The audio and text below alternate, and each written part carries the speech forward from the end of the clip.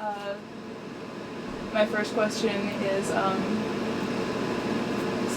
you're beginning the tour tonight. Do you have any pre-show rituals, or, how are you feeling about it officially beginning? I'm nervous, but I'm nervous before every show, so it's kind of a weird barometer.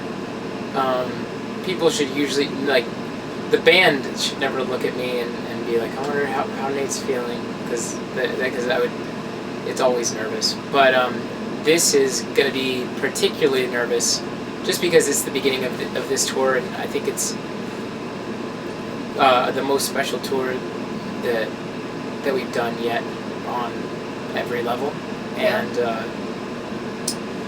so I'm trying to learn how to stretch before a set. And we had one of our people lead us through stretches last week before a rehearsal, and we all felt like sluggish and tired afterwards. Yoga? No, it was just like stretching like you would like in PE class or something. Do you feel like you need that for the show specifically? I think so. It helps me wake up and probably gives me better posture. Yeah. So I know a lot of people make jokes about the name of the band, and it's probably really obnoxious. What's the most obnoxious or tackiest pun that you've heard?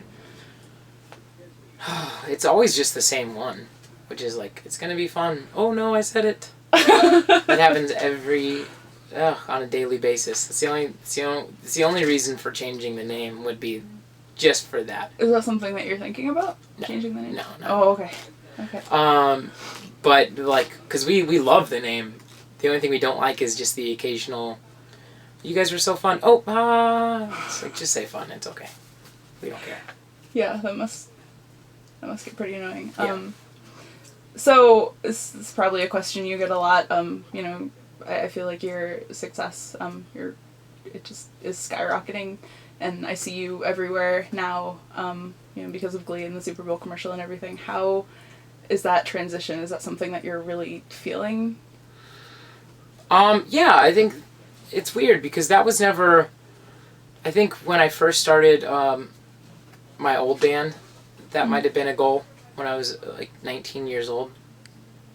I think it was something that we thought about, and then probably midway through our first album, we were kind of just not. I don't know. We just didn't see it in our personalities. It just didn't seem like something that we were into, and then things got a little weird just on that major level of things, and so we I'm trying to think about how to best word that. So we became content with just having just great fans and wanting to continuously just get a bigger fan base, but not necessarily have any sort of commercial appeal. And then when Fun started, that was kind of where we were thinking too, is that we would just continue to try and get bigger and bigger live and try and have this core type of fan base. And I didn't really want to sign another major label deal unless I felt like it was something that we could perhaps accomplish. And I thought that after Aim and Ignite, I was really cooking, and I think we were really cooking as songwriters, and I thought that it'd be cool to just try it out. I mean, the label that we signed to, it didn't feel like there was huge pressure for us to do any of that type of stuff. There was never any pressure for us to write songs like that. I think it all just happened. So now I think we're learning how to deal with more commercial appeal, and I like anything that allows us to continue to get bigger touring. Yeah, so you want to progressively get to be bigger? Yeah, definitely. I just I think I've been so happy with the fans that we've had. Mm-hmm. The fans that have come to shows that I've been a part of for the last 10 years. It's just always been a wonderful and eclectic group. Yeah. And I just hope that remains, even as it gets bigger, that everybody is still totally respectful of one another, and that everybody's still singing and stuff like that. Yeah, my time seeing you in December was the first time, and there's definitely a wide range of different people in the audience. But I actually heard someone recently say to me that she said, I don't know who loves the other more, Fun to their fans or the fans to Fun. and it seems like you are so appreciative and grateful. And do you feel like, I mean, that's what I get from you. Do you feel like that helps with, well, how do you feel about the connection with your fans? I think I love it. I think that it's the only reason why I'm still doing this. And I think that there was probably a point when the format broke up and when we were still getting our feet wet, where I probably didn't spend one night just thinking about whether or not I still wanted to do it, or it's just weird having to start over, and that felt daunting because I felt like I gave so much in the first band, and I just thought about how great it would be to get back on stage, and as soon as we did, it kind of just made sense. What would be an alternative if you weren't making music? That's also the other problem there. So this is a question that's of really personal interest to me. I know that you sing about the moon a lot. I'm really, really curious to know, because I'm a witch and so the moon's really significant to me. I was wondering what significance it holds for you, because it's in a lot of what you write. It is, isn't it? I've never thought about it. Really? That's cool, though. That's nice. I suppose there's a lyric, "The moon is on my side." Yeah. I guess so much of, if I had to think about it quick, so much of the music takes place at night. Mm-hmm. Whether it be a night out or a night in, which can be just as thoughtful or eventful, just so much more in your head. Mm-hmm. And I see the moon kind of as the sun of the night. I mean, it is kind of guiding the way. Okay. That's awesome. I've really been wanting to know the answer to that.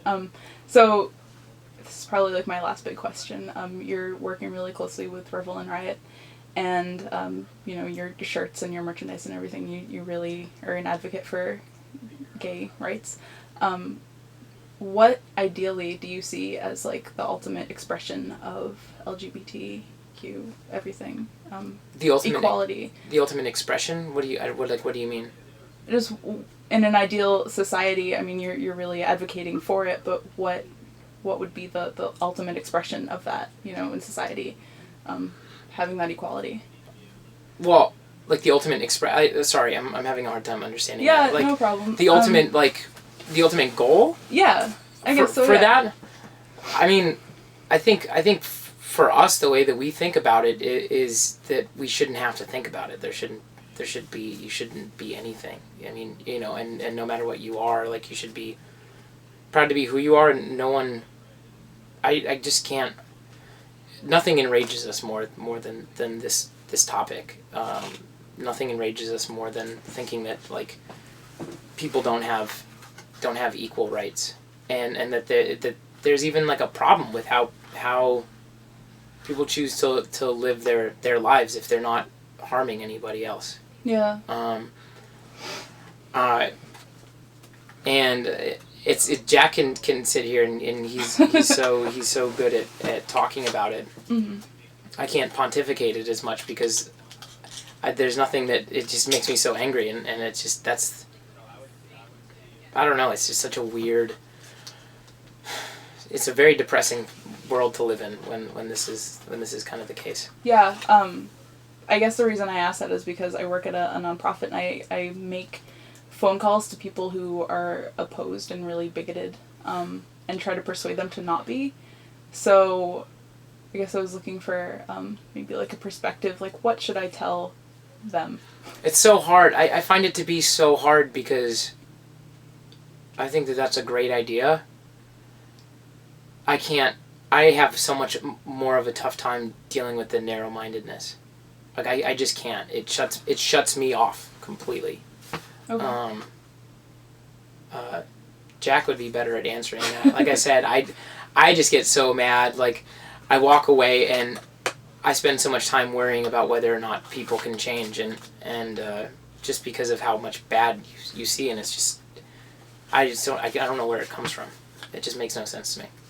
Yeah, I think it's really awesome that you're such a fierce ally, I guess. I'm so proud of us, and I'm so proud that Jack got us so heavily involved in the whole thing. Hi. Hi. Y'all about wrapped up? Yeah. Any more questions? Just a couple, like 2 more minutes. Okay.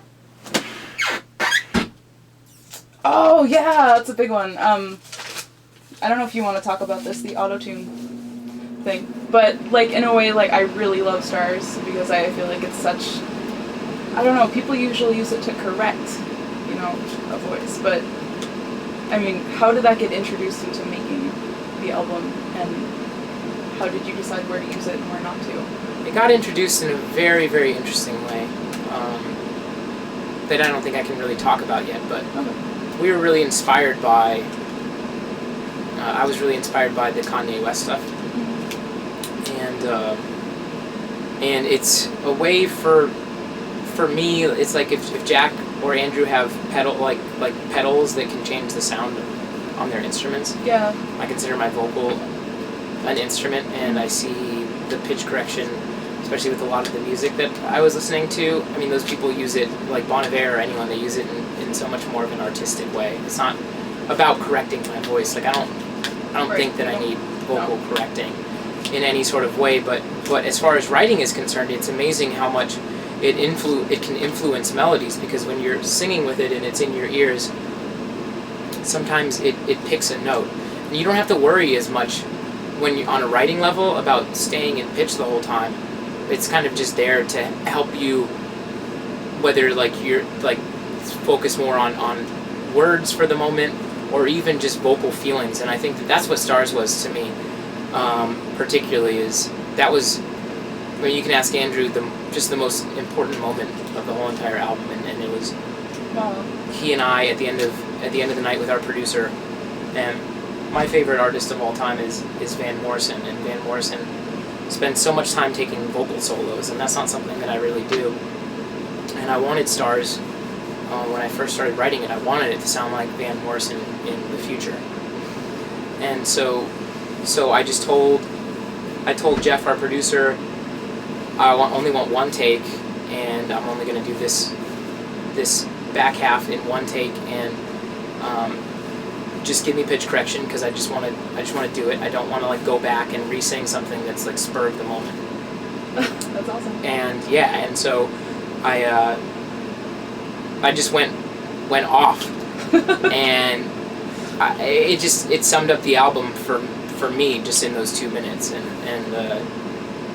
afterwards he was like, now check this out, and he added a couple of other crazy things that just continued to build into that. And I mean, I could never apologize for it, because I still get excited about it. It's going to be on, it'll be on more songs, and when I choose to do it, it really is, it's a texture that I believe like fits in the song, and I think people will get used to it.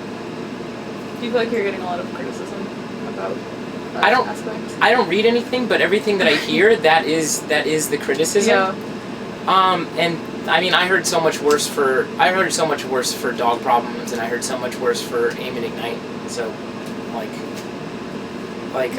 they were all, and probably more valid criticism than like a vocal pedal. Yeah. Well, thank you so much for your time. Yeah.